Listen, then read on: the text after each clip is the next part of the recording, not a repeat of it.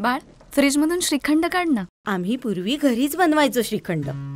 त्याची चवच वेगळी होती. आता काय सगळं रेडीमेड. आजी, हे श्रीखंड खाऊन बघ. आज तुझ्या आईनं घरीच बनवलं की काय? हे आहे गोकुळचं श्रीखंड. अगदी जिभेवर रेंगाळणार. जिभेवरच नाही तर मनावरही रेंगाळणार. गोकुळ श्रीखंड, मनावर रेंगाळणार. जिल्ह्यात गेले 2 दिवस ठिकठिकाणी पावसानं हजेरी लावल्यानं भात शेतीचं नुकसान झालंय. वेंगुर्ले तालुक्यातही मंगळवारी रात्री जोरदार पाऊस झाल्यानं तसंच गेले 2 दिवस पावसाच्या काही प्रमाणात सरी सुरूच असल्यानं शेतकरी वर्ग चिंतेत आहे. पाहूयात.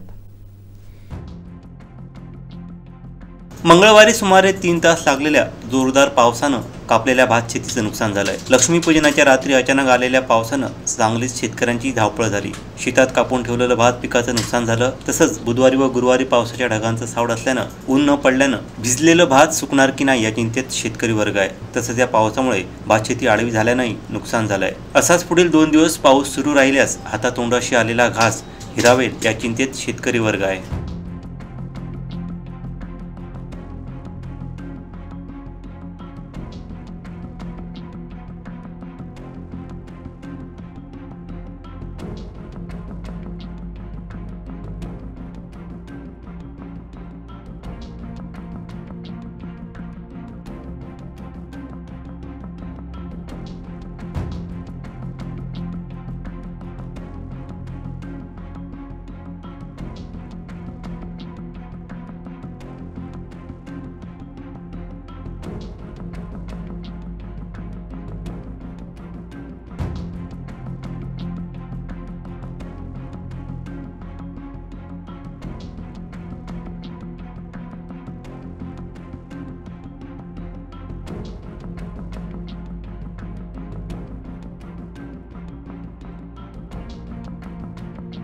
आमचे दिवसभरातले सर्व अपडेट्स, ताज्या घडामोडी आणि थेट लाईव्ह पाहण्यासाठी सबस्क्राईब करा, लाईक करा कोकणचं नंबर 1 महा चॅनल कोकण 7 लाईव्हचं YouTube चॅनल.